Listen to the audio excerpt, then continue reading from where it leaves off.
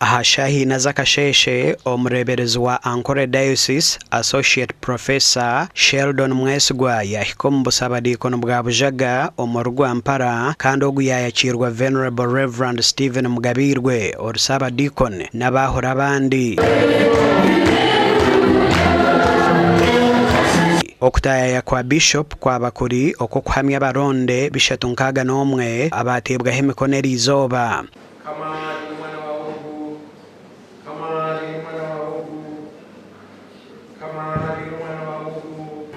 izobe ryaba ryo kutangaza kwanga munonga aho twasibataye isomureberezi witwa obureberezi bwa Ankole kandi yakora umurimo muhango munonga okuhamya abaronde n'abagore bizoberi abantu bingana abaronde bishatu na nkaga n'umwe runa yituruho ne yamagaraga abantu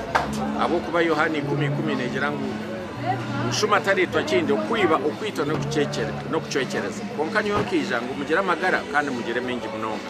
nabwo icyo bwenu twasimarahanga bwo kuba kutuyija n'abashaho nibaza kucebera abantu barwire shukari nibakebera barwire za pressure abarwira misho omukoro gwo kuhamya baronde gwakorerwa mu nda y'ekanisa eji munonga abo kuba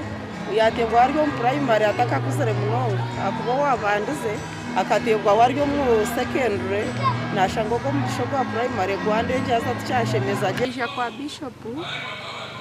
yona kuganyirwamo bire mazire myaka 17 ndwire ndwara yo munda konka Bishop kuyatandika kigambo yaburra nahura nakwatwaho ndwara inaba nyine yakira obusabadikono obo bwa Bujaga n'obumwaha busabadikono Bishop yasima ahabwo kukoraje cyahika omirimo y'ebyentunguka nokwe kuhabura bikiriza okufahamagara gabo bakagumana bekebeza hati project ezo tukahinguza ombureberezi wona twagirangu amataka ge kanisa gona gitwina higari teine kanisa eshimire kuba eino mwanya gwitaka etagizire project nangwa ekazi 2